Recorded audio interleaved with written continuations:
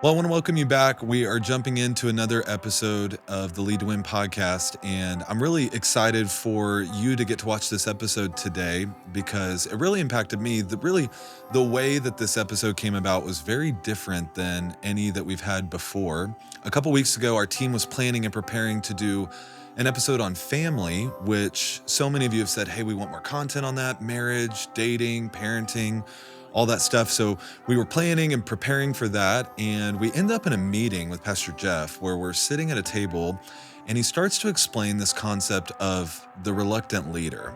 Now, if you know Pastor Jeff, or if you've ever watched this podcast or been around him, heard him preach, you know, he's a pretty strong, definitive leader in a lot of areas, but he started to explain this idea of feeling like a reluctant leader in certain areas, especially the one that we were talking about. And so I started asking questions. It started getting heated. We start with this massive dialogue as really a family and a team. And I remember we just looked at each other and I was like, I think we should take this downstairs and record this episode. He was like, okay, let's do it. So we came and we sat at this table and we got into it. We had a dialogue and a discussion about the fact that, let's be honest, we all feel like a reluctant leader in areas. Maybe you know that you need to talk about something, you know that you need to lead in a certain area, but you feel a little reluctant to do that. And so I just started asking him, like, tell us how you think about that. And it really turned into a unique episode that I'm excited for you to get to check out. So let's do this. Let's check out this episode right now. Well, today we had on the schedule a couple different podcasts, that are really one episode that we wanted to film, but we just got out of a conversation just to set the framework a little bit. As a church, we're in a season getting close to Easter, but we always do a family series at the church where you talk about marriage and family, kids, parenting. And along with that series that's coming up, one of the things we had talked about with the Lead to Win podcast, because I know we have so many viewers that you watch that are maybe from other areas or a part of church or in ministry, even just leaders. But a lot of people, even in our own church, listen to the podcast. Yeah. I get texts during the week, I love this episode. I got to check that out. And a few months ago, we did an episode on family, and it turned out to be one of the episodes that we got the most feedback on. Right. People saying, thank you for talking about this. Thank you for bringing up this topic. And so we had kind of thought maybe we need to do another episode, but then again, the requests just started rolling in. And so we had planned to do an episode today, but you and I just got out of a conversation talking about this topic and why you care about it, and even some of your leadership thoughts behind it, even your own journey with this topic. But I'm excited for this episode and I'm excited to see what comes out of it. But let's just start by talking about the church, right? You've talked about this topic in this series, Let's Talk Family, almost every year now, but it really came out of the starting place was the church asking for you to talk about family, marriage, parenting. What kind of stirred you on or kind of made you want to talk about this topic to begin with? Well, I think I started, if I'm really just taking it all the way back, I started with Let's Talk Family, or a family series after Easter, because my context, I was 28 years old when I started Milestone, and I pastor in a suburban context in the Dallas-Fort Worth area. As you said, a lot of we hear from teachers and business leaders and people, and then we also have, we love serving pastors and helping leaders in general. But my real job and other than Christ and my family, and trying to be a pro bass fisherman or some on the side. Yeah, a little bit of that. Other than that, my stewardship in all seriousness is I'm the pastor of a family, a congregation, a group of people called Milestone Church. And every decision I make, I filter through those lenses. And I pastor in a context where it's a lot of families. It's a lot of young families now, people moving here. I think a lot of people don't know the Dallas-Fort Worth area. You have kind of some mixing of cultures, right? You have Texas, you have words like Bible Belt, but then you also have the last 20 years since we've been here, the population, the California, people moving. Yeah, I mean, I heard a realtor the other day call it Kellerfornia, right? So I always love to just first start with leaders saying, understand your audience. Right. I think it's a something simple but so profound. Like a lot of times I'll find churches that are singing songs that they found on Instagram that work in New Zealand or New York, Urban context urban or context, but right. they're not thinking about what are the songs the people that I pastor, right? So Right. you don't go if you're gonna. My master's degree is in missiology, and that's just the study of how to reach people. People, ethnos, missions, ology, study of it. And one of the first things you learn is you have to understand your context. So you don't go to Mexico and preach in French. Right. In Mexico City, there has to be a lot of French speakers somewhere in some pocket, but primarily the predominant communication is Spanish. You're like, why are you belaboring this?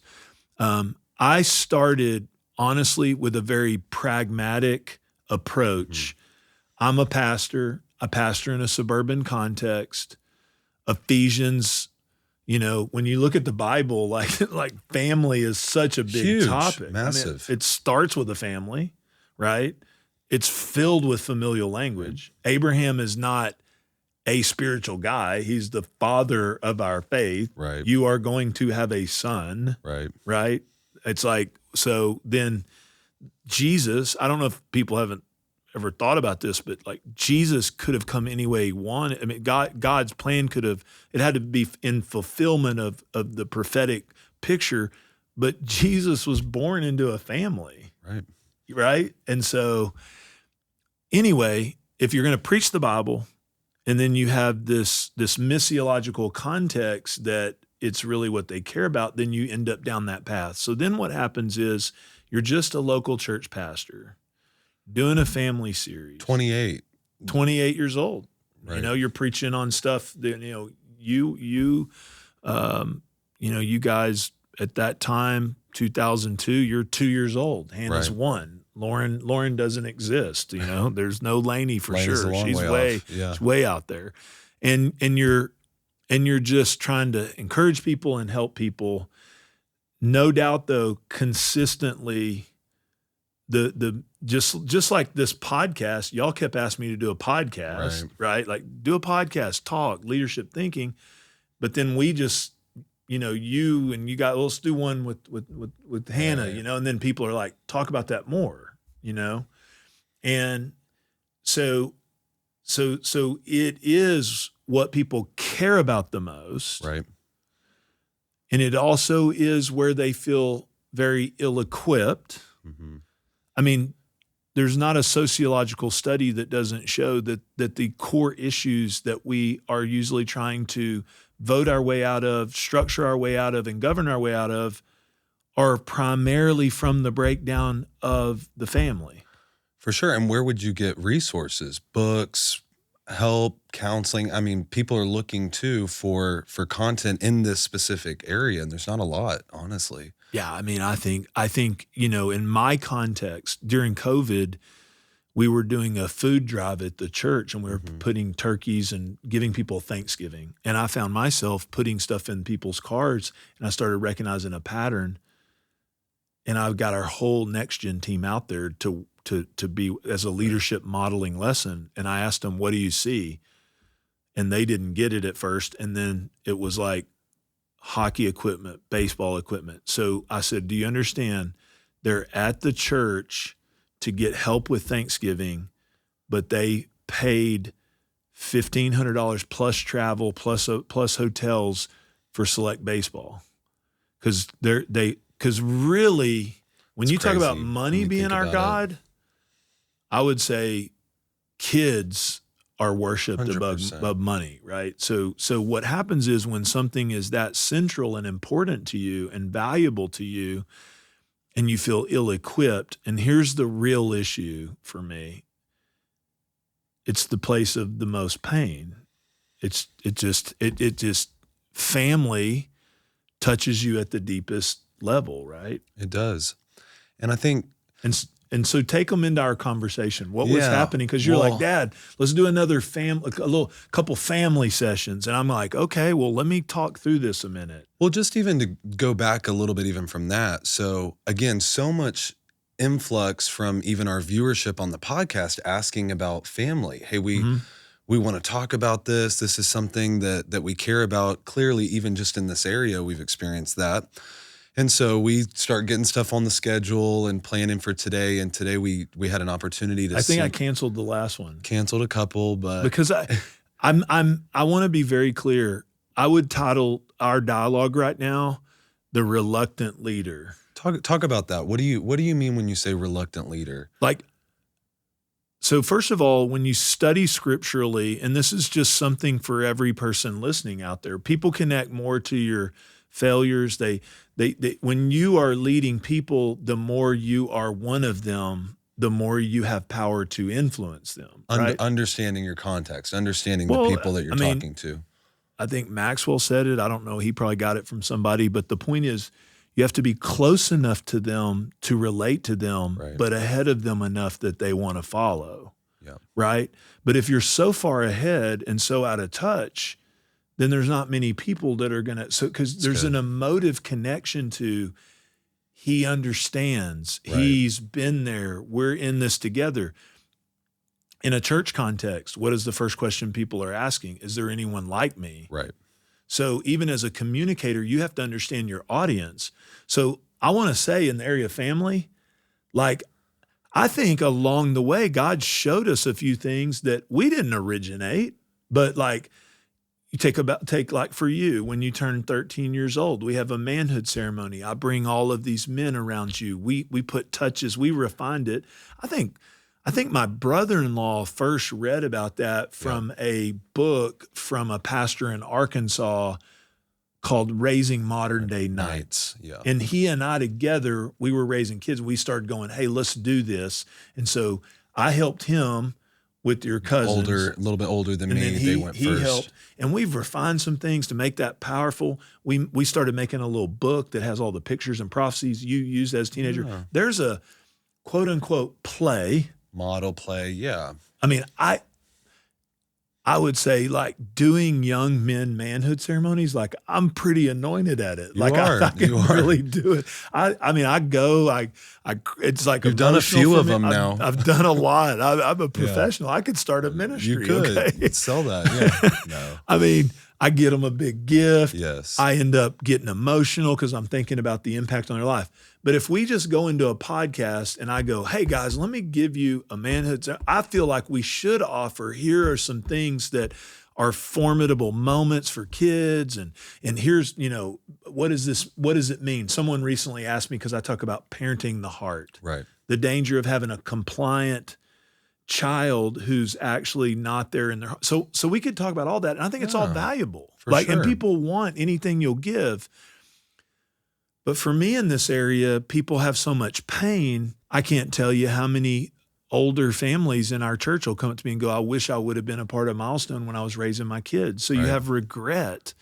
You have pain. You have a kid that's struggling. We use the phrase, there's no pain like kid pain, right? You're only as happy as your unhappiest child. Like, so for me, one of my mantras is, leaders tend to excel in areas, achievement, goals, drive. Okay. So someone listening to this, most of the time somebody listening to this is like, I want to get better. Right. They wouldn't listen, if they didn't have an aspiration to win, grow. I mean, I listen to several leadership podcasts. I listen to I look at an assortment of stuff, like how things are made. I think there's some real interesting podcasts out there, right? Bunch of different stuff, you can get into some intriguing stuff. A lot of mine are outdoors related. Is this going to become a fishing podcast? Yeah, that's what everyone wants to know. I mean, I listen to bunches of fishing podcasts and sometimes it's so crazy too, because it's the most basic information of stuff. And like a lot of guys who are really good go, why would you waste your time? I think there's something about just in an area you want to be better, you feel like the more I expose myself, just being around it and expose myself, I can get better. Yes. Right. So most people listening are wanting to get better. So therefore you probably excel in some areas, meaning you could be goal-oriented, you have an achievement, you have growth goals, you have sales goals, you have a plan, you have a church goal. In two major areas that is most common in dialogue today. The leader overestimates their capacity, ends up having soul burnout, help in the area of burnout, rhythm.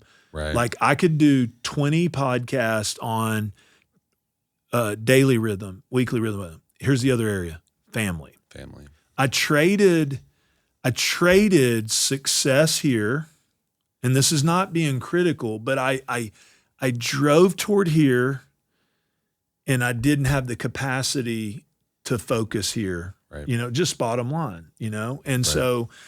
And out of good intentions, I think too. Yeah. Like people are like, I'm trying to win, provide 100%. and do that. And then the real reality is most of us don't want to replicate some of the pain in our lives, but the truth is, as human beings, we tend to do what we know. So what happens is, or we overcorrect to become something, I think sometimes some of the most controlling people in the area of family are in response to the chaos and brokenness of their background, right? Yeah, wow.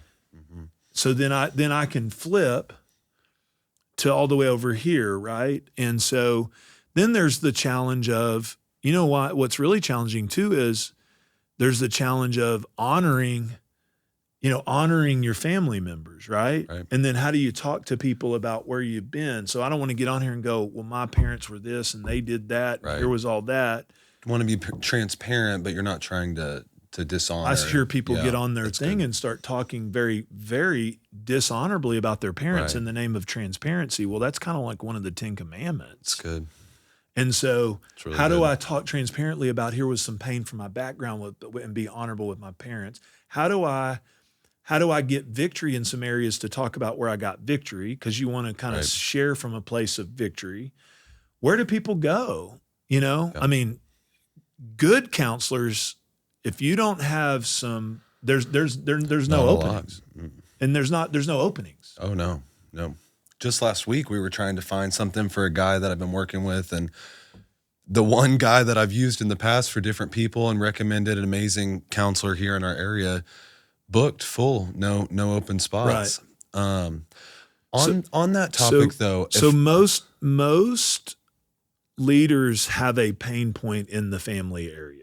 Right. Okay. And here's the point. And they feel like, what else leaders do? Gravitate toward where they succeed and pull away from where they feel like a failure. Yeah. So you tend to pull back from it, which accentuates it a lot of times, right? And you feel like you can't win there, And so I can't tell you how many times I've been in a discipleship group with business guys. And I mean, I recently, the last men's development group I led, the guy, people would probably know his name if I said, the guy's very successful. I mean, he speaks in front of crowds of people. He's like, but then he was struggling with connection with his wife. And I was like, tonight, with no intentions, just grab her hand and say, honey, what you're going through, can I pray for you? Right. And he like broke out in hives. Oh my gosh. He's nervous. Boardrooms, crowds of people, grab the hand of the wife. Scary. Did you know what most business guys, one of their biggest intimidating things is like being spiritual with your family, right? It's like, I don't know enough of the Bible. I don't feel spiritual. I don't feel like I'm a good prayer. Right. Something that simple seems so far out of reach. So why am I a reluctant leader here? I was writing, the first time I ever wrote on it. It's a lot different as a pastor, you're preaching on it. Right. And the audience out there. I'm far enough down the road too where I've walked through my own thing. I've got friends that have struggled and stuff, and they've had pains or challenges. You got, in other words, you've lived some life, so you just have a grace for people, right. And I remember though, when I moved from, I'm not just a local church pastor, I have a responsibility now to give away to the next generation of leaders some things. When you start feeling that responsibility, it's a weird feeling. Yeah. So why do we have this podcast? I don't need a podcast. I don't need anything to do, right? I don't receive compensation from the podcast. No. It's all part of our church. It's like we do. So this isn't about me trying to build a platform why am I doing this? I feel a responsibility for how much people have invested in me, how much help I've had, how much God's grace in my life. I feel a responsibility to give it away, to give it back. That is my true motivation to do it. And I remember when I started writing on family the first time, I had so much spiritual warfare around it. I remember that. I remember one night coming home from school, we were sitting there and Mom had made dinner and we're all getting around the table. Crazy season. We're in high school. Laney's in elementary school, middle school, getting back from practice. We all sat around the table and you walk up with this script about this big, all printed out. And just, you could see it in your eyes. You were wrestling through the content. You had some family chapters in there, I think, parenting, marriage. And it was a book on identity, it's a book about identity called Who Am I? And when I got to it, I thought one of the biggest things that shape our identity, one of the biggest things that can impact your identity. Why is this so painful? If I have a kid that struggles, I'm not just a father. Am I a bad father? Right. Now I begin to identify. As that now, is that now a label, right? Do I have a prodigal, right? Am I now the father of a prodigal, right? Those are all identifying things, and it's so deep to the core of what we care about. So I felt like I need to include it if I'm going to talk about identity. Sure. But then I got ready, and I mean, I had the stuff, and I was working with my team, and we were editing the chapters, and I was like, I can't do it.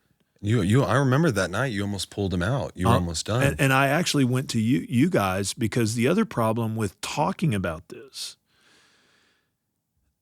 is you feel like you're putting your family in jeopardy or on a pedestal. And if I'm really being honest, this probably is not good for a pastor to say this, but I kind of feel like we don't believe in jinx.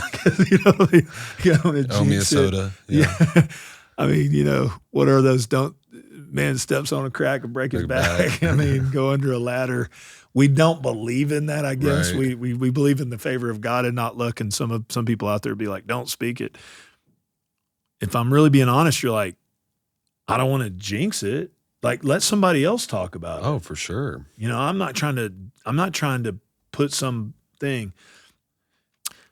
And you're still in the season too. I'm still in the season. I have a high schooler now. Right. You guys are all at a different place, but I think, what am I addressing?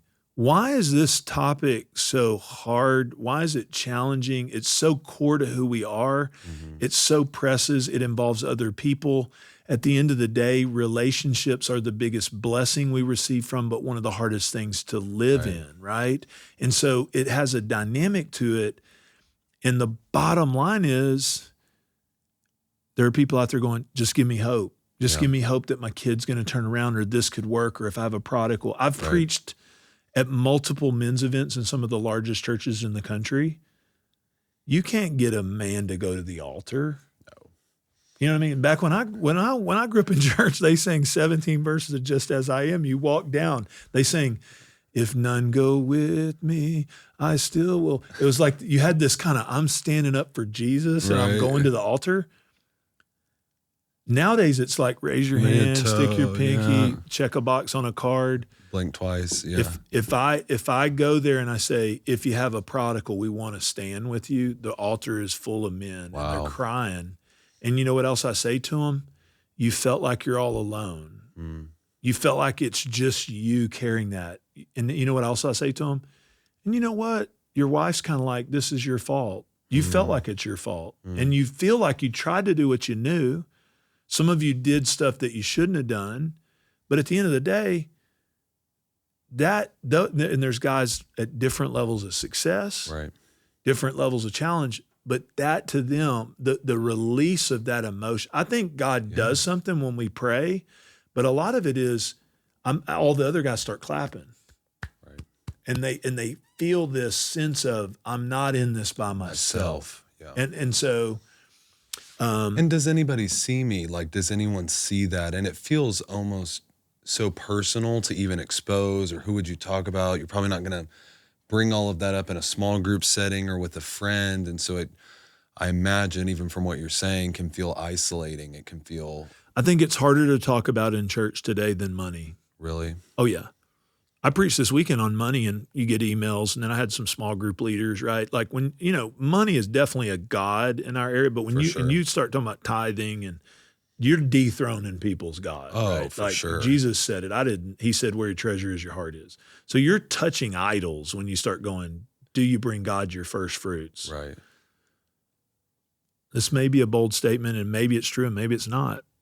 But my perspective as a pastor of 30 years, kids are a bigger God than money. Wow. Kids are a bigger idol in people's lives. Do you think that's changed, or do you think it's I think it's magnified in developed. culture today? I think it goes through seasons. I think it's always been a big deal, right? Right.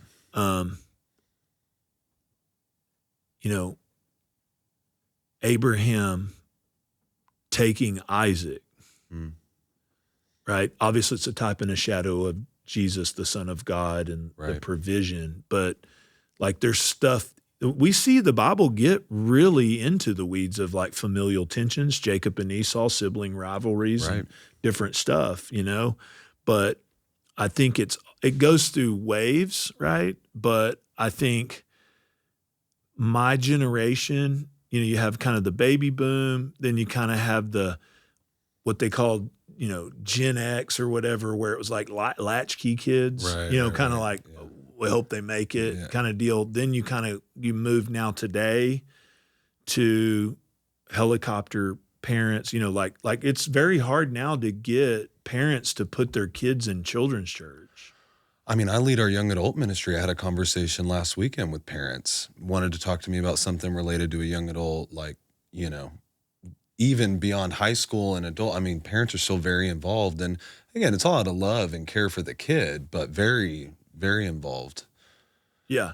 So, I mean, we talk about these things like adolescence being extended, right? So kids more buffers, or, failure to launch, or all of these things. And I think, I'm one of these people who sees the prism, right? So I'm able to see the different, if you value this, then sometimes you undervalue that. I think good theology is kind of a good little bit of ability all to of it. see grace and truth. Right. But there is no doubt that with the hyper focus on, getting the right grade, getting the right score, getting the right school, I mean, the intensity of parental involvement, at least in my context, right? I joke and say my dad took me to kindergarten, and he's like, "This is Jeff. Do whatever you want to him." In other words, I was in the opposite spectrum. Threw you in the pool at swimming lessons. Threw me in the pool at swimming lessons. Like, my parents were very much involved with me. Were at my games and stuff, but they were not the solver of my problems, right? So they weren't that engaged with defending and teachers and Jeff's being treated unfairly. They kind of thought the goal was to treat Jeff unfairly. Right. Yeah, and you did that. I mean, you tracked us, and you were all. No, I did not. No, you didn't want to track us. I didn't do homework. I'm not tracking.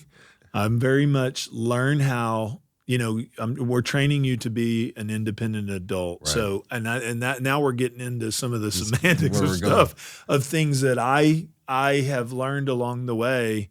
But I think the point of the matter is this assignment, like even me bringing my family, or I think we're going to do some more episodes and have Mom and Hannah and us talk family. But I think what's important for us to say this, like, part of what you're motivated by is that some of our church too gets excited about bringing people to hear about Let's Talk Family. Right. But I need to couch it with what is the reluctant leader? Okay. The Bible is filled with examples of, I'm going to anoint the next king. Brother, brother, brother, is there another? Right. Shepherd boy brother David, anoint him. Most of the time, the stories in the Bible, not always, but most of the time, is the unlikely or the more reluctant leader. And I would love to say there are some areas that you're not the reluctant leader. No, I admittedly, there are areas where you could say lead in this, and I'm like, hey, I feel like I really am pretty good there, and I can do that. The pain in this area, the assignment, the signing up for, does that mean everybody's going to evaluate me all the time? Right. The hard part of pressing on the heart in the area to help people get better. Because in any area of leadership, it's how you see it, it's how you think about it that changes your perspective. I know for me, I've had the benefit of having, what do leaders do? They really change your mind, right? Oh, yeah. Well, my family is this because of this or because of that, and those are probably factors that contributed to it. True. But I think the tendency is to believe, well, they are because of only these reasons, but it could also come from some convictions, some thought processes, some perspectives, right? And not minimizing. I want to say this, I feel like it's important. This podcast is not primarily about family, but I talk about it some because it is one of the things every leader cares about the most. Massive. And when you go out to lead whatever it is you're leading, which I want to remind everybody, if you're a parent, you're a leader. For sure. Because you have some people following you, hopefully. Right. But when you step into your assignment of leadership, the more stability you have in this area of your life increases your capacity. Yes. You're operating on less capacity if this area, we know, let's say you have an employee. Okay. They go through marital strain or a divorce. The capacity of that employee is severely diminished because they're sitting in the meeting and they're like, okay, wait a minute, is she going to file papers? Where are we at? This emotion? Then they're getting texts from their kids. Are you and mom breaking up? That's draining. Emotional drain. That's draining emotion out of you. So I would say the team we work with, the people, our churches, the more we strengthen them in this area, the more effective leaders they are. Not that it's comparable to your relationship with Jesus, but in the same sense, it's kind of what I hear you saying. It's the well from which you're able to lead from, the stability of your home, obviously your personal relationship with Jesus, but even your marriage, your kids, like that allows you to lead at a different place. Is that kind of how you would say it? I love how Paul talks about it in Ephesians. And so he's like, he starts talking about the church and he talks about the body and he talks about marriage and he talks about you and your marriage and family and the church and this. And it's almost like you end up listening to him going, Paul, what are you talking about? Right. Are you talking about the church? And it's like, yes. All of it. Yeah, it's all intertwined. It's all a very central part of who we are. I think it's important for me to say this. I'm the reluctant leader in this area. Why? I didn't ask for the assignment. I feel responsible to the young families coming behind us to try to offer. I find let's say birth rates, right? Marriage. Why get married? If you get married, why have kids? Why, like there's a cultural pressure, Change. Right? Like, much of the topics that are fueling a lot of the heated debates of the culture, right, are fueled around the understanding of family, right? So all of that is so, and so I feel a responsibility, right? But I would not probably choose to be the spokesperson. There's a lot of things you could ask me to choose to be, and I'd be like, yeah, I feel pretty good. I'm going to do that. But this is not an assignment but I will say maybe this is my own trying to be self-aware. Right. It's just me trying to talk about this. Yeah. Maybe God's asked me to, because I can truly say with my friends or as a pastor or people, when they struggled with a kid or marriage, I've never looked down on them as you're less than me or you're worse than me or you whatever. All I've ever tried to do is go, how can I help? It's not a comparison. It's not a, yeah. You know what I mean? I can tell you a bunch of places that, have I failed? Yes. Saying stupid stuff. I've messed up. I can be overboard. Right. The meeting before this, it's Yeah. like, you were like, okay, I don't get it. Well- What does in the meeting before, what we're talking about this, you're like, we're Right. doing a whole podcast about being a reluctant leader, that's talking about family. yeah. What is it that you felt like I was saying that you're like, I don't get? Well, What is this about? The whole way that this episode came about is we had this conversation, again, people asking, wanting the topic. So I start putting together, here's some things we could talk about, things we can share, stuff that we've done. Even the manhood ceremony you alluded to when I was 13, we talked about that, this, and you started pushing back on, I think maybe 17 times you said, you don't get it. And finally I said, well, you're going to keep saying it. I don't get it. I guess I don't get it. And I think what I was trying to understand from you was the hesitancy around it, the reserve. And honestly, you just mentioned it a second ago, but it reminded me of when we sat around the dinner table and we all talked about it. Like, that's kind of what it took me back to, of like, why is there such a, because when it comes to discipleship, the gospel, it's like, yeah, let's charge the mountain, write everything down on a sheet of paper. But in this area, it's like such a difficult thing to get you to share about it or to talk about it when we have such a group of people asking about it. So that's when you started talking about the reluctant leader thing, and I was like, help me understand that. I don't quite understand what you're talking about. But even what I hear you saying in this conversation right now, I mean, you allude to when I was 13. So when I'm 13, you get some men around, we go to somebody's house, they write a letter, prophesy, just a cool moment, take pictures together. It's memorable. And that was a marking moment for me as a young person that impacted my life.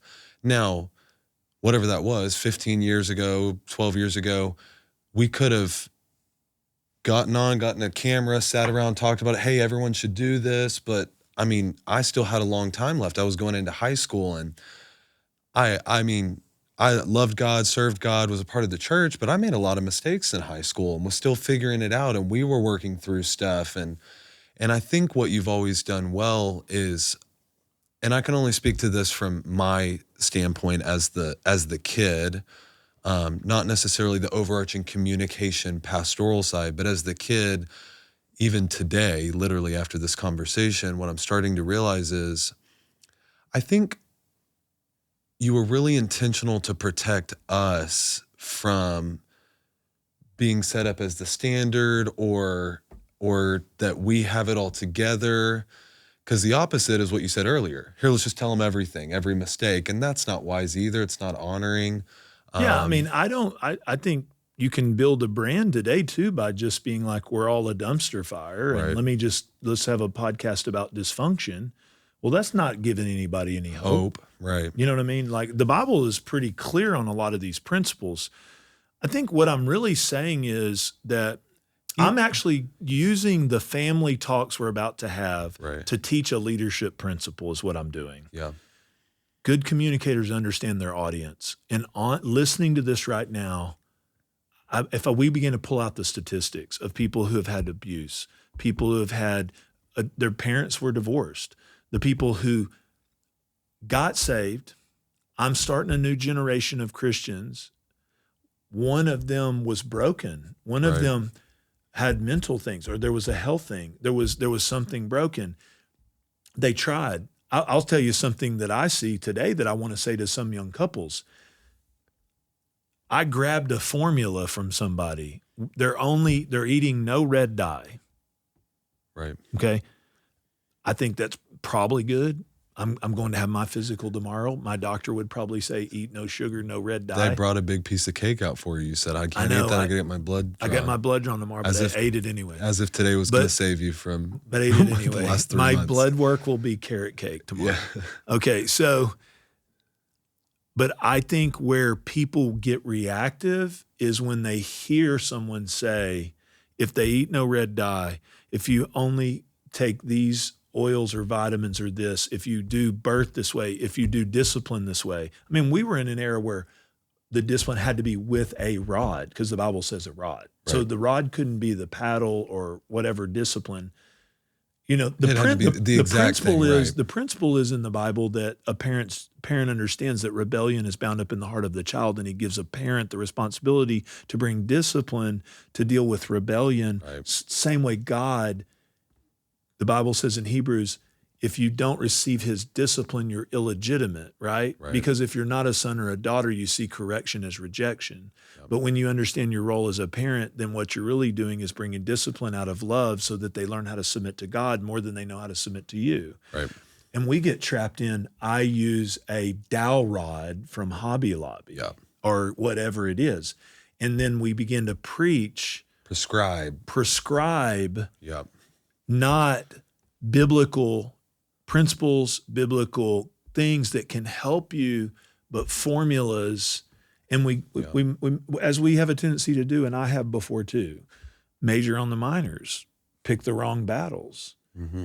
I mean, I know people that made a big deal out of red dye, but didn't make a big deal out of the heart, who really regret making that the biggest deal. Yep. You know what I mean? And I have before. I always tell parents one of my biggest things is pick your battles, right? You know what I mean? And so I think you had somebody ask you recently, you said, you talk about parenting the heart. What are you really saying? Focus on the right things and pick your battles. Like, make sure you really are discerning and asking for the Holy Spirit's help on great. you know. And so I feel responsible to say those things, but really it's a bigger principle that someone out there listening to this, pain, hurt, this, I tried this, and someone told me that was the end all be all, but it didn't produce. Right. You know, I have this or that, or I'm really burdened about this kid, or here's the deal. The bigger principle, then we're about to go into family series and we're going to do some podcasts. Here's the bigger principle for any leader listening. If you're not self-aware that those are the people listening to you on your team, at your school, in your home, or wherever, you're not going to be a very effective leader, because they don't trust you if they don't feel like you have the heart to understand where they are. Right. Care about them. Exactly. No, that's so helpful and such a good frame for how to think about this topic. I thought one of the best things that you said in our conversation before this was you were talking about leaders that were a little bit ahead of you, that maybe had kids that you looked up to as y'all were starting a young family, and how even they ended up having challenges with kids and different things and maybe pulled away from the topic a little bit. But I think what you said too about, but I'm still glad that they gave us what they had at the time. I would say this to every leader out there. If you went through a bankruptcy, then do you never teach on finances? You know what I'm saying? Right. So what we have to do is remember the word is the word, right? And so do we have a demand as a leader to have a sense of transparency, authenticity, honesty, and genuineness? I'm not trying to create a category that gives excuse or license. We should be the people who say, follow me as I followed the Lord. Yes. Remember what I said, close enough to relate, far enough ahead that they are inspired to want to follow you. Right. But on the other hand, what I see as a danger in leaders is that we have to personally have all the answers, experience. If we think that way, we're hindering the growth of our people. And let me tell you why. You know what the number one reason the people in whoever listening right now is church or small group won't lead their own small group? Why? Number one reason. They don't feel adequate. I mean, I need to go to Bible school or take some more Sunday school classes, or, when I, right. You know why the dad doesn't pray with his family? Doesn't feel adequate. Yep. He's like, I cussed everybody out at work today, so I can't pray. So we have to build in leadership a safe environment to go, we're all growing, we're learning, we're not minimizing character, but we can't present this front that to lead means you have to be perfect, which we know nobody is. You know what you begin to produce? You have to present as perfect. So all I talk about is what I'm perfect What at. I do good at, yeah, what I win at. And so, but the only way we can win at the stuff we're losing at is talk about the stuff that everybody's struggling with. And nobody wants to talk about it. I feel in my season of ministry, this is in jeopardy in the American church. I mean, you have young people that haven't pastored or parented teenagers getting very dogmatic. Right. I've done that before too. Brandy and I, in our day, there was a book, and I love some of the concepts, right? It really centers around the fact you can't make your kid God. It really helps if you don't, because then they end up not being able to live up to that. Right. And so the principle is that we're all under God, and really there's some just good principles, good stuff. but it is where literal rod and some of these prescribed things that get a little legalistic. Yeah. And we, by God's grace, gleaned some things. Yep. Felt like they were helpful. Babies, do you allow them to feed on demand over and over? They cry a lot. Like we found that medically and spiritually and for our home, beginning to allow that kid to get on a schedule helps the whole family. Right. But to do that, you have to have some discipline with some things, and you also have to be willing to understand that every time a baby cries, it's not because they want to eat, but it's sometimes they're getting energy out and they just cry. Yeah. That's one of them. Did you get up and preach that on a Sunday? I did not, because I was very not much part of the process. So I was in that place. I was in the gift of exhortation. Right. Just encouragement, not cheerleading. I was implementate. I was not an implementation. I was exhortation. Inspiration. You guys can do it. The best thing about having kids older with younger kids is then you can make the older kids do all the stuff you don't want to do too. That is one thing I'll recommend. Clean, cook. I'll make Hannah and all them change diapers for Lainey and all that. You changed a lot of diapers in your day, huh? I did. I'm tell you what, if there's one area I'm not a reluctant leader, it would be like on a diaper class. That's not true. No, I don't do throw up. No. And I don't do poop, and that I just can't do it. It honestly robs my anointing. Yeah. It just does. It's just not your gifting. When you take your spiritual gifts assessment, it wasn't on there. So yeah, I didn't get it's not in my strengths finder. Yeah. Yeah. So I can't. But Mom, she had it strong. Oh yeah, it was high in hers, real high, thank God.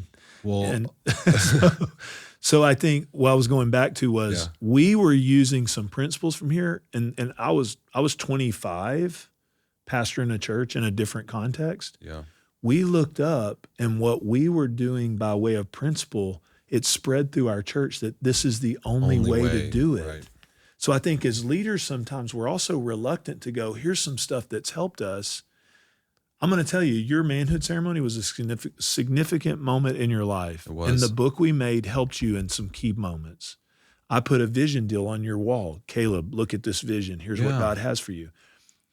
But what could happen is then people go, what's that? Is that a formula? Is that the thing? Right. Really, at the end of the day, why was manhood and womanhood ceremony important for us is that we believe along the way that people move in life through heart, revelation, spirit, and connection. Right. Over pragmatic things. That's one of the root things about me. Right. I'm a realist when it comes to people. We study all this stuff. We teach all this stuff. We give 5 points, but the truth is people do what they want to do.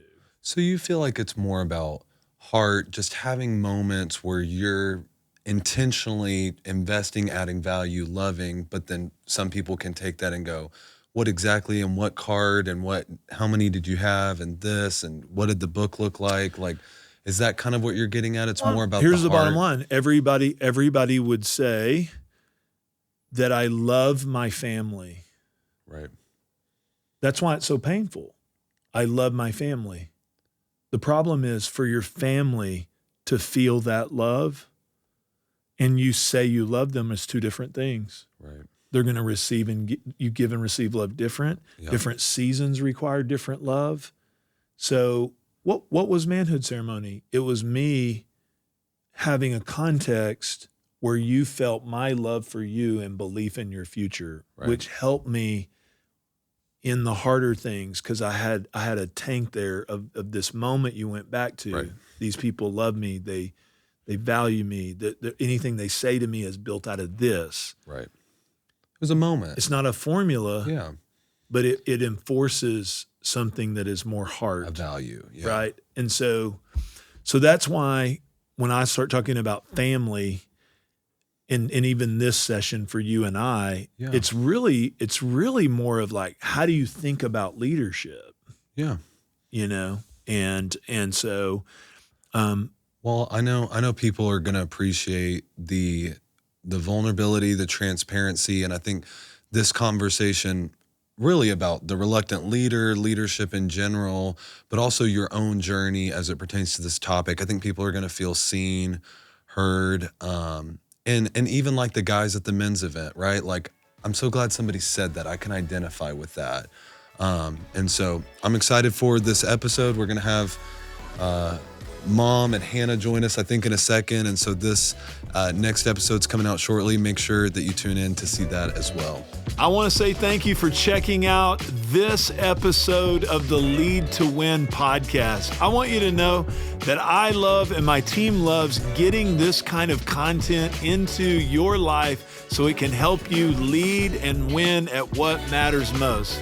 So I'd love for you to do me a favor, like, comment, especially subscribe if you would, so that we can make sure that we're able to get to you some of the things that are going to help you lead to win.